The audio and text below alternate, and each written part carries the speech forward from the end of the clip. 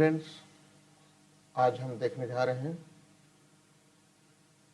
Social science की एक part civics है, क्लास 10th की बुक है। उसका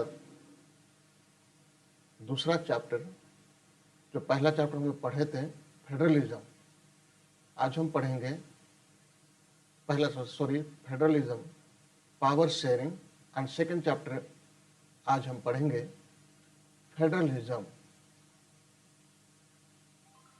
फेडरलिज्म शब्द सुनने से बड़ा अजीब लगता है। You may feel some different, it may be new words for you, but today it will be clear.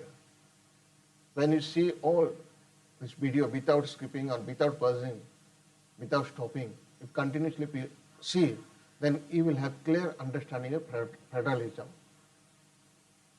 How India became federalism, how do it practice, and what are the benefits, what is federalism? There are several questions, and all the answers you will see, you will understand through this video. So I would like to request you, without stopping, you have to see continuously, then you will understand. And don't forget to like and share this video. Let's start. Federalism. What is federalism? This is chapter 2nd of civics class 10. What is federalism? Federalism is a system of government in which power is divided between a center. Here, power is divided between center and, let me show you, central authority and various institutions, units of the country. Suppose in a school, you might have studied in school, आप पढ़ते हैं school में, जब when principal is there, principal is delegating his power to the others like coordinator, principal, vice principal, coordinator, and in charge will be there under him, against class teacher under him. Such a way the power has been divided and given to the different authorities, different people. So same way, this federalism system where government is ruling by giving his power or dividing his power to the different institution in country. A federation has two levels of government. Federation has two levels of government. Both these levels of government enjoy their power independent of the others. This power is given on two levels of government is there, and both they enjoy their power. Because he has to look after his authority, he is responsible for his duty, and another government is responsible for his. So, first point, one is the government for the entire country. Keep in mind that एक government होती है जो पूरे देश के लिए, जैसे हम लोग सेंट्रल गवर्नमेंट, केंद्रीय सरकार कहते हैं, entire country, that is usually responsible for a few subject, कुछ विषय के लिए, कॉमन नेशनल इंटरेस्ट, जो राष्ट्रीय तौर पे जो इंटरेस्ट होता है, राष्ट्रीय तौर पे जो अच्छा होता है, उसके लिए central government is responsibility. And second, government at the level of provinces of और state that look after much of the day-to-day administering of the state. और एक सरकार होती है जो हम लोग स्टेट गवर्नमेंट कहते हैं, जो डे टू डे हर दिन का दैनिक जीवन का बातचीत, दैनिक जीवन का फंक्शन, जो भी जरूरत है, इस सारे विषय पे ये क्या करती है, देखभाल करता है. So that is federalism. So again we will see in further that what is federalism. The clear answer I will tell you. Who has started? Before that, let's see who has started. The founders and federalism. कौन founder इसका, ये have to keep in mind, आपको याद रखना चाहिए. Alexander Hamilton and James Madison and George Washington were advocated of the federal system. इन लोगों ने क्या है, फेडरल सिस्टम बनाने के लिए वकालत किए थे, अगुवाई किए थे. In their attempt to balance order with liberty, the founder identified several reason for creating a federalist government to avoid tyranny.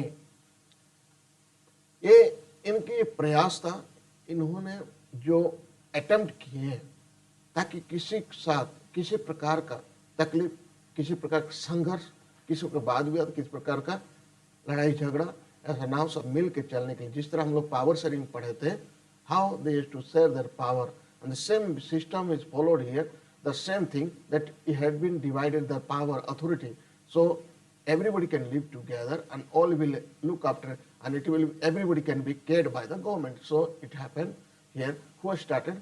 That man, Alexander, James and Washington, George Washington. So these were started.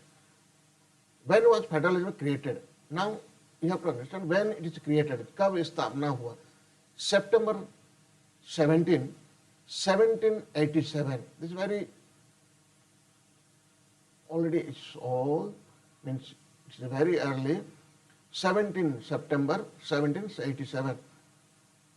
On September 17, 1787, the delegates approved and signed an entirely new constitution for the United States of America. And they have established that time, and they have signed, they have mutual understanding, they have agreed each other to have this federal system. Once approval by the people, the constitutional federal system would create a unique solution to sharing power. Now you have studied in first chapter sharing power. जब एक बार अगर ये बन जाता सहमति आपस में, एक दूसरे की पावर को डिवाइड करना, कुछ अथॉरिटी को शेयर कर देना, तब क्या होगा, ये पावर को शेयर करेंगे जब ऐसी सहमति होने के बाद।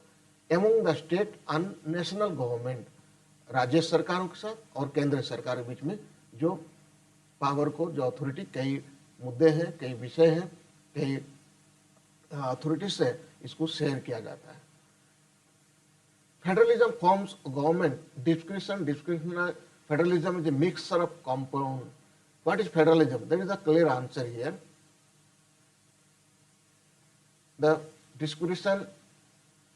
description federalism is a mixed or compound mode of government that combine a general government with regional government in a single political system. This is the answer of what is federalism. ये सारे compound मतलब सब मिल करके, एक हो करके, आपस में मिल करके, सभी पार्टी या सभी राज्य, सभी कम्युनिटी से सभी मिल करके पावर को शेयर करके, पावर एक दूसरे से मिल करके एक गवर्नमेंट स्थापना होता है जो सिंगल पॉलिटिकल सिस्टम कहा जाता है। और इन distinct features exemplified in the Constitution of the United States is a relationship parity between the two levels of government established।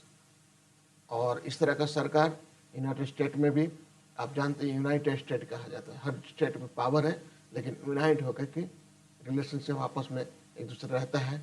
Two levels government establish किया गया है, सभी स्टेट मिलकर टू लेवल, हर स्टेट को पावर दिया है, केंद्र में एक पावर है। This two levels of government.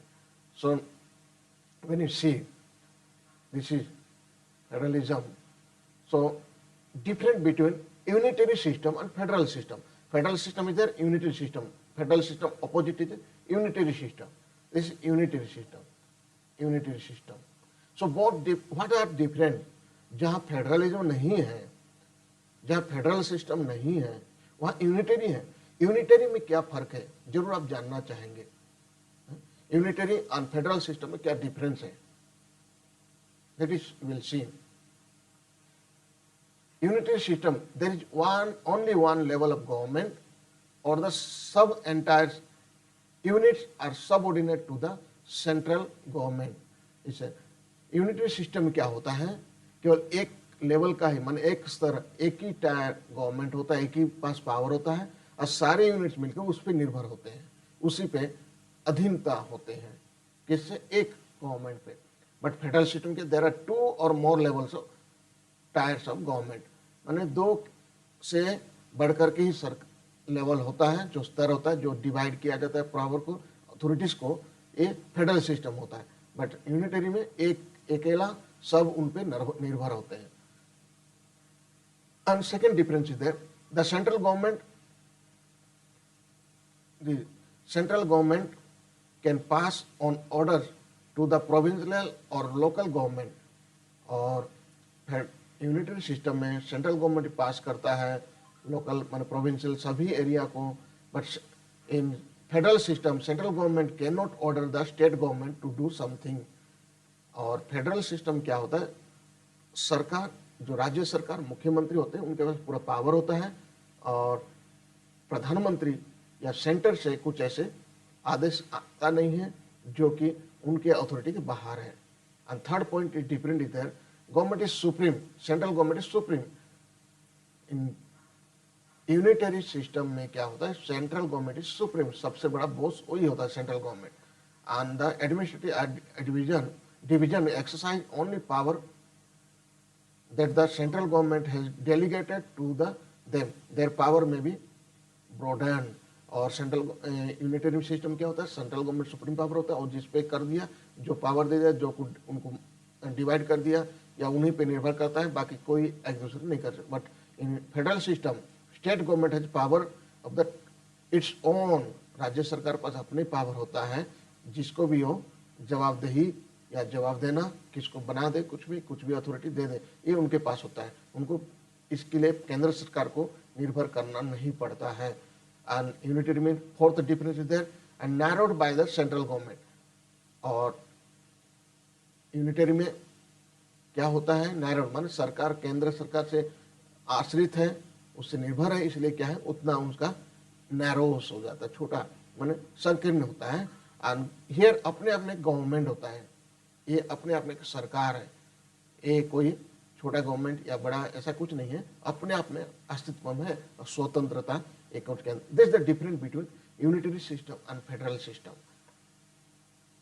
And key features of federalism, federalism में विशेषता क्या है, what are the difference we have already have seen, what is federalism we have understood, second we have seen then what are the difference between unitary and federal system. Now we are going to see key features of federalism. Federalism क्या विशेषताएं हैं, क्या अच्छाई है जो federalism को मानना अच्छी बात है या होना चाहिए। There are two or more levels types of government। इसका अच्छी बात ये है, एक ही पास अधिकार या सेंट्रल गवर्नमेंट पर निर्भर नहीं होता है, इन पे टू और उससे ज्यादा गवर्नमेंट्स होते हैं जिसे पावर दिया जाता है, डिवाइड किया गया है, उनका पूरा पूरा अथॉरिटी होता है। Second, different types of government govern the same citizen but each tyre has its own जुडिक्शन in specific matter of legislation, taxation, administration.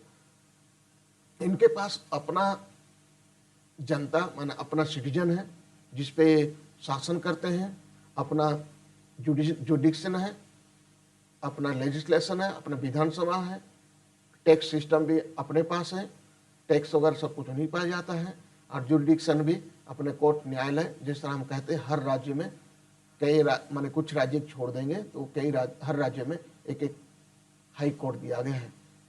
Only the things on north east part there is one high court in Guwahati, and UP there is two high court, and Chandigarh also on high court for both state. So this are the jurisdiction means state government has got the complete power, they no need to depend on central government, so it has been divided. This is the good features in federalism. And third, the existence of authority of each tier of government is constitutionally guaranteed।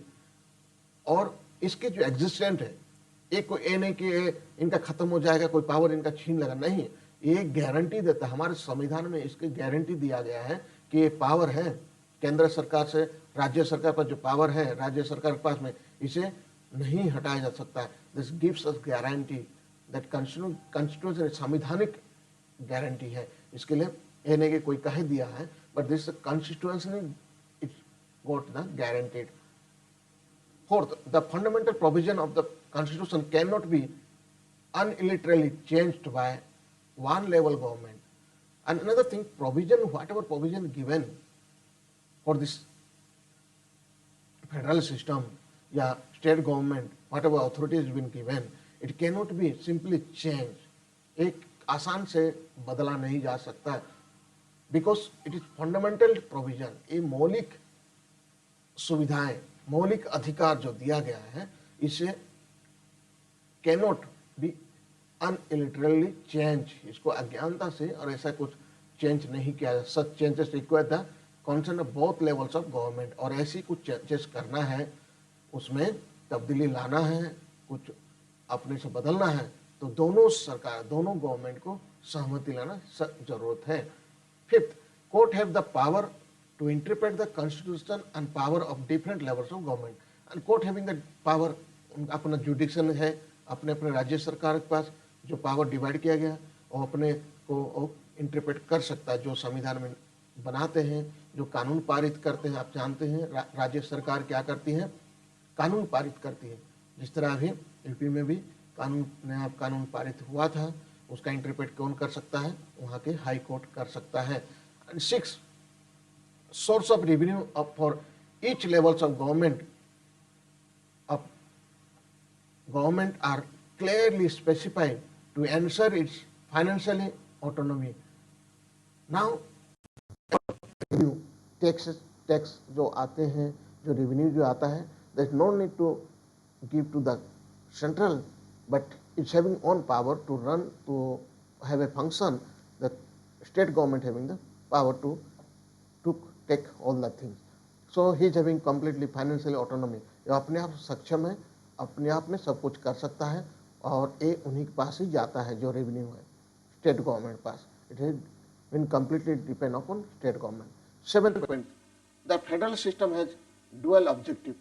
Federal system में दो इसके objective है, to safeguard and promote the unity of the country. देखिए, federal system बनाने के पीछे दो उद्देश्य हैं, कि सेफ गार्ड एंड प्रोमोट, देश की एकता को बना के रखना, सबकी सुरक्षा और देश की एकता को बना कर रखना, ये फेडरल सिस्टम का उद्देश्य है। सेकेंड, एकोमोडेट रीजनल डाइवर्सिटी, और इसका मेन उद्देश्य और एक उद्देश्य क्या है, मेन दो उद्देश्य हैं, इसका ऑब्जेक्टिव्स है, don't forget. First is safeguard and promote the unity of the country, and second accommodate regional diversity. Let me silent my mobile, sorry. जो रीजनल डाइवर्सिटी हमारे देशों में, like India, we are having different diversity, we have different religion, different culture, different dresses, many things, very different, we are diverse country, we are in diverse country। तो इसके बीच में सबकी एकता को, मान सभी को शामिल करना, सबको मौका देना, सभी को एक बराबर स्थान देना या शामिल करना, ये फेडरल सिस्टम का मेन उद्देश्य है।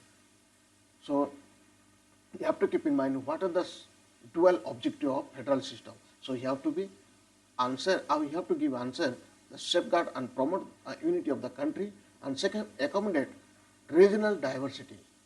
These are the key features of federalism. And next we will see different routes through which federation can be formed. क्या क्या रास्ता है जो फेडरल सिस्टम बनाने के लिए, इस फॉर्म करने के लिए, क्या माध्यम है, क्या सोर्स है, या किस तरह ये फॉर्म किया जा सकता है। Two aspects are crucial for institution and practice of federalism. Two aspects are crucial, very much crucial, थोड़ा जटिल है। फर्स्ट थिंग, दो बहुत जरूरी होता है फेडरल सिस्टम बनाने के लिए, तो बहुत जरूरी, जब अधिकार किसी का बांटा जाता है तो बहुत जरूरी हो जाता है एक trust, mutual trust between the government and different levels, agreement to live together. Suppose power has been given, किसी को दे दिया गया, अगर अपने आप में चला गया, मैं ही सब कुछ हूँ, और उस केंद्र सरकार को या जो पावर दिया है उस पर डिपेंड ना रहे, डिपेंड मीन्स उससे पूछताछ भी ना करे, तो गलत गड़बड़ हो जाए। So they must have mutual understanding, आपस में इनके बीच में क्या होना चाहिए, म्यूचुअल ट्रस्ट होना चाहिए, and different levels of government agreement to live, और साथ में रहना। एक कह देगा नहीं मैं अलग हो जाऊंगा, मैं एक अलग राज्य, अलग देश बना दूंगा, कई बार होता है इस तरह की बातें सुनने को मिलता है, अलग राज्य बना दूंगा मैं। सो इस तरह मैटर भी नहीं आना चाहिए। सो ये सारे के लिए क्या होता है, चैलेंजिंग है, और ये फेडरल सिस्टम बनाने से पहले, इसको फॉर्म करने से पहले ये सारी चीज़ों में सहमति होना चाहिए कि आपस में एग्रीमेंट होना चाहिए कि हम मिल के रहेंगे। हालांकि पावर बांटा जाता है, उसके बाद भी एक दूसरे से मिल के रहेंगे। There are two kinds of routes through which federation have been form. और इस तरह दो रूट्स हैं जिससे कि फेडरल सिस्टम बनता है। The first route involves independent state coming together on their own to form bigger unit. This kind of coming together federation is formed in the USA. ये सारे स्टेट क्या होता है, एक साथ आते हैं और इन लोग एक सरकार बनाते हैं। इस तरह का सरकार कहाँ पाई जाती है? यूएसए में, स्विट्जरलैंड और ऑस्ट्रेलिया में, इस तरह की सरकार। And the second route is that a large country decide to divide its power. First इज अलग अलग राज्य क्या होता है, एक साथ आते हैं, जिस तरह हम कहते हैं यूनाइटेड स्टेट। सो अमेरिका को यूनाइटेड स्टेट ऑफ अमेरिका हम कहते हैं। राज्य क्या होता है, एक साथ आते हैं। और दूसरा टाइप क्या, कैसे फेडरल सिस्टम बनते हैं? पहला है राज्य भी आता है और एक सरकार माने एक बनाता है, फेडरल सिस्टम बनाता है, सारे राज्य मिल करके एक होकर के। और एक होता है जो कंट्री, एक गवर्नमेंट होता है जो डिसाइड करता है सबको पावर देने के लिए, वो भी एक फेडरल सिस्टम बनने में मदद होता है।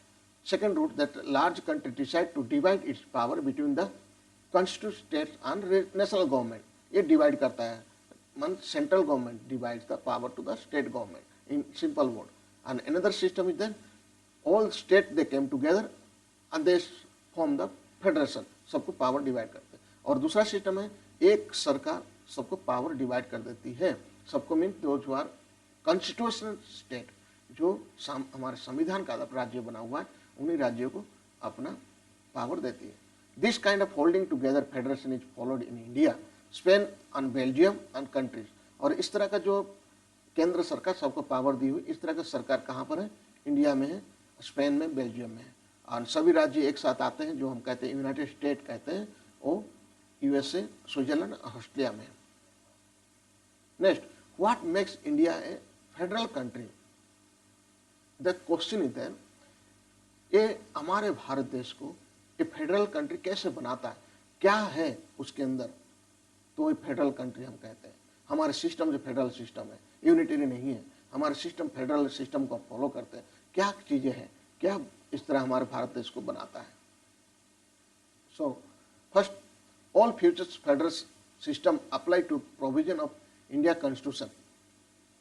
The Indian Constitution is a threefold distribution of legislative power between the union government and the state government, and list are mentioned below. हमारे जो संविधान में स्वयं इस तरह का डिवाइड कर दिया गया, three fold distribution. Legislative power is there between the union and government and state government. Legislative power is there, and judiciary power is there, and executive power is there. The power has been divided, so it makes India as a federal system. And another point you will see here, one by one point is given. Union list, it includes subject of national importance such as the defense of the country, foreign affairs, banking, communication, and countries. Currency, the union government alone can make laws relating to the subject of mention in this list. और हमारे देश में संविधान में संवैधानिक अधिकार है जो यूनियन गवर्नमेंट बनाया गया है, उनके पास पूरा फॉरेन अफेयर्स, बैंकिंग, सारे विषय में लॉ बना सकते हैं, कानून बना सकते हैं। और ये यूनियन लिस्ट में। और स्टेट लिस्ट है, it contains subject to the state, local important. State list में क्या क्या है? यूनियन लिस्ट में केंद्र सरकार के पास इस सारी चीज़ों का, फॉरेन अफेयर्स का केंद्र सरकार क्या क्या कर सकती है, फॉरेन अफेयर्स, इस तरह कई मुद्दे पे, कम्युनिकेशन, करेंसी, ये मुद्दे पे वो कानून ला सकती है। और स्टेट गवर्नमेंट के पास क्या है? लोकल लेवल पे जो चाहिए होता है, जो इम्पोर्टेंट विषय होता है, ट्रेड संबंधित, कॉमर्स संबंधित, एग्रीकल्चर, इरिगेशन, इससे संबंधित state government alone can make laws. ये केंद्र सरकार को पूछने की जरूरत नहीं है, एक अपने आप में बना सकते। ये हमारा संवैधानिक, हमारे जो कॉन्स्टिट्यूशन है इसमें लिखा गया है, इसमें बेस्ड ऑन है। इसलिए क्या है, ये सारे विषय से हम समझ सकते हैं हमारे इंडिया फेडरल सिस्टम है। ये सारे ऑलरेडी दिया गया है हमारे संविधान में। Third, concurrent list, in includes it includes subject of common interest to the both of the union government as well as the state government. The list includes education, forest, trade, union, marriage, adoption, succession. ये सारे चीज़ें जो list हम यहाँ पढ़ते हैं, education संबंधित, forest एवं ट्रेड यूनियन संबंधित, मैरिज संबंधित, एडॉप्शन, सक्सेशन, ये दोनों सरकार के पास अधिकार होता है. Well as the state government also make law and subject mentioned in this list in their laws conflict with each other, the law made by the union government will be considered. और आपस में अगर मान लीजिए कि राज्य सरकार कुछ कानून बनाती है, ये सारे विषय कॉमन विषय होते हैं जो राज्य सरकार केंद्र सरकार दोनों बना सकते हैं. आपस में अगर टकराता है तो यूनियन गवर्नमेंट का ही माना जाता है कानून.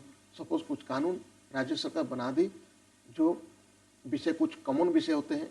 Here given list, if you read the book, it is given clearly, it is given in book also, that you will find what are the authorities have been given to the union government and what are the state government. They can make law.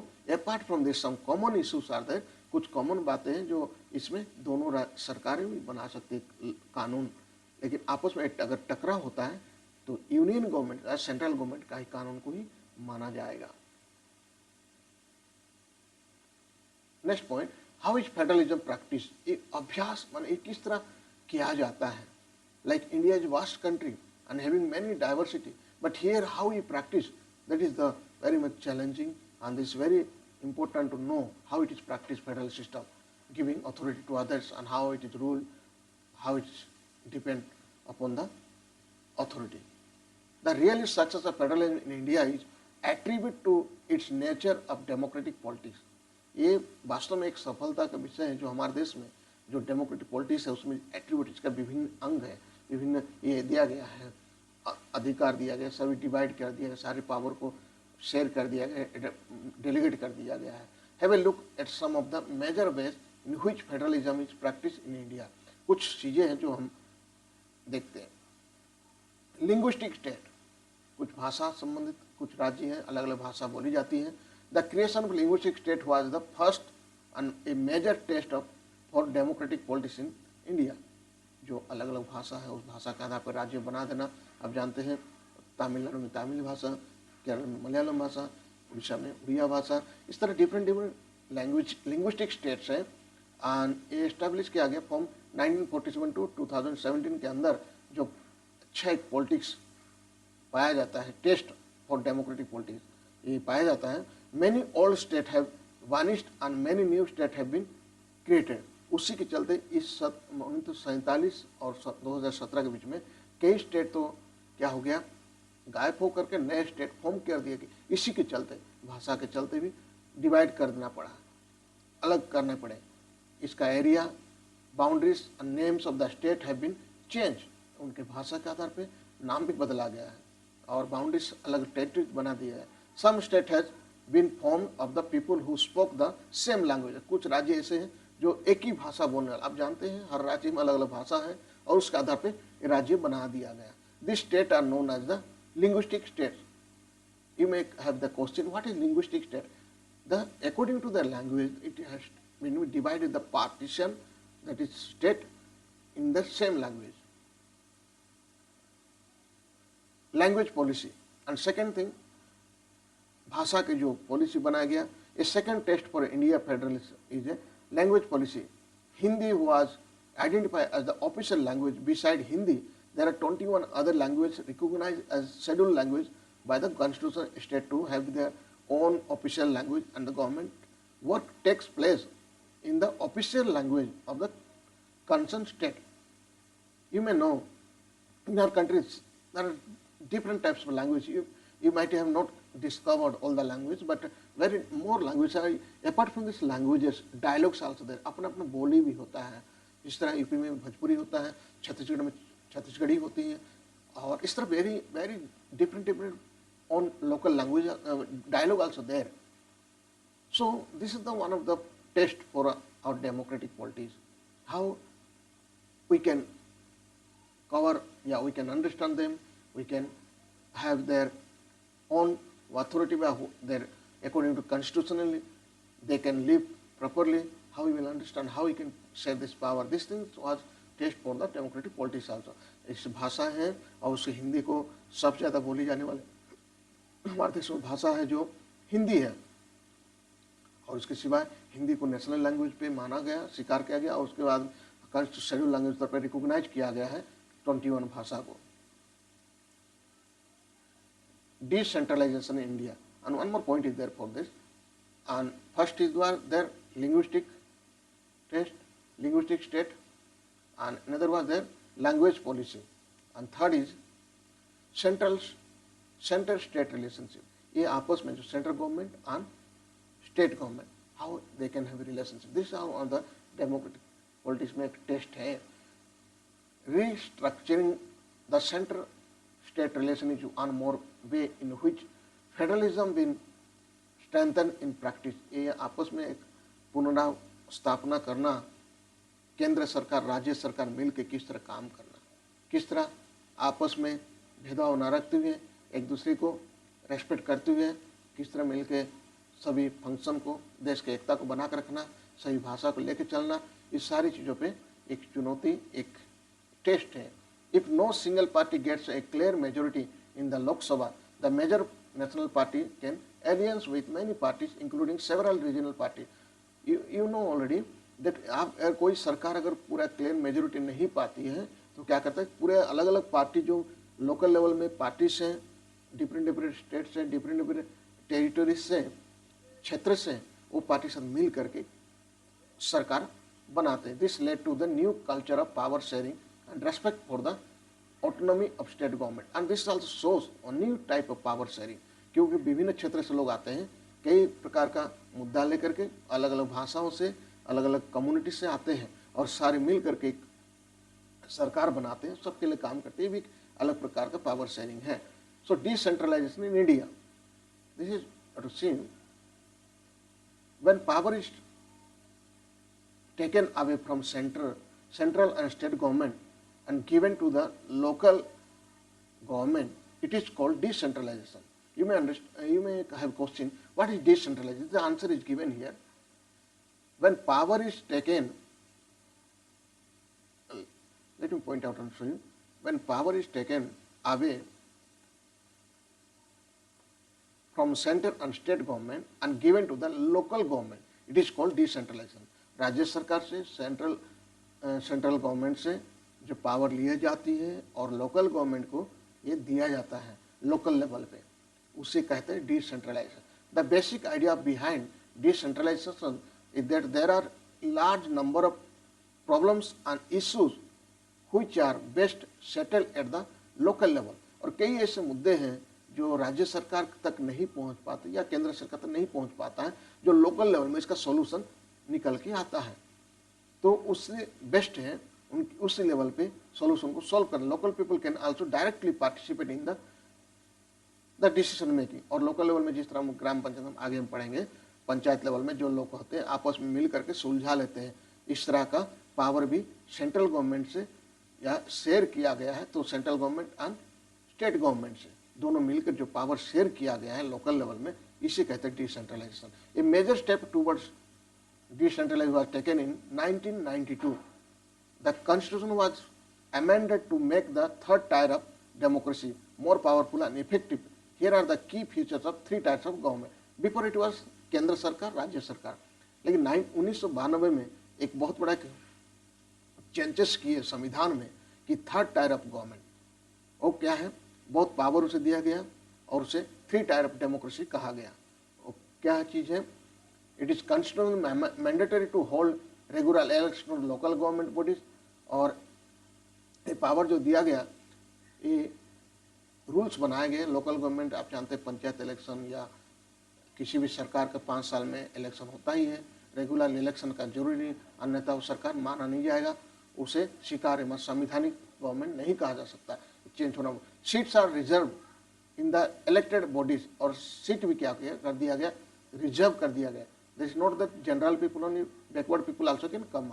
Executive heads of the institution, और उसका head बन सकते हैं schedule caste पे, schedule tribe में, other backward classes, सब पे reserve कर दिए। ये नहीं कि केवल एक ही व्यक्ति शासन कर। How power has been divided, how power has been delegated to the whole community, that is a very good our federal system, India. These things are makes our India federal system. At least 1/3 of all position are reserved for women, and 1/3 of position हर प्रकार पद जो है वो महिलाओं के लिए दिया गया. There is no any discrimination among any community और अकॉर्डिंग टू देयर पुलिंग और स्त्रीलिंग, मैंने लड़का लड़की में कोई भेदभाव भी नहीं. ये सारे अधिकार इवन महिला को भी दी गई है. State election commission has been created in each state to conduct panchayat and municipal election. और स्टेट इलेक्शन कमीशन ने इन्होंने ये चीज़ को भी बना दिया है कि panchayat election, municipality election, chairman जहाँ होते हैं म्यूनसिपैलिटी इलेक्शन है, और जहाँ पर ग्राम है ग्राम पंचायत होते हैं, प्रधान होते हैं, इस तरह के चुनाव भी होते रहते हैं. The state government are required to share some power and revenue with local government bodies. The nature of sharing varies from state up to state. और राज्य सरकार क्या करती है, कुछ रेवेन्यू है, कुछ जो आमदनी है, कुछ पैसे होते हैं ना, इसे शेयर करता है ग्राम लेवल में भी. जैसे एक ग्राम प्रधान पास कुछ फंड जाता है ग्राम का डेवलपमेंट, गांव के डेवलप के लिए, वो शेयर करते हैं अपना रेवेन्यू से. But panchayat Raj system, how panchayat Raj system, panchayat Raj before it was only central government and state government. But 1992 में स्पेशली स्टेप लिया गया कि संविधान में बदल दिया. बट ये कब शुरू हुआ, पंचायत राज कैसे शुरुआत हुआ, who introduce panchayat raj? At least in part 2 provide the Gandhian goal of direct political participation of people at the grass root level.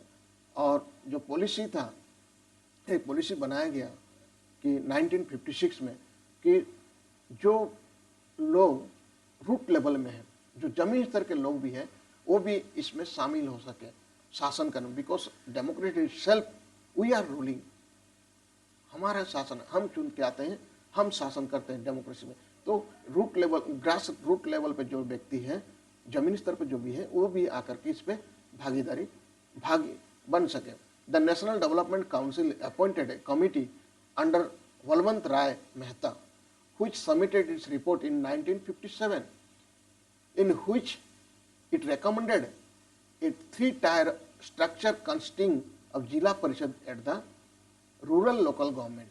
ये उस समय एक बनाया गया प्लान और इस पर रिसर्च किया गया. एक कमेटी अपॉइंट करके उनको कहा गया बलवंत राय के अधीनता में, और उन्होंने एक रिपोर्ट सबमिट किए थे 1957 में. उसमें कहा गया था 3 टायर ऑफ स्ट्रक्चर, माने 3 टायर ऑफ गवर्नमेंट, जहाँ पर हर रूट माने ग्रास रूट लेवल के लोग भी शामिल हो सकते हैं उसमें, जिला परिषद करके. Rural government popular known as panchayat raj. और एक क्या पंचायत राज, इसको कहते हैं पंचायत राज.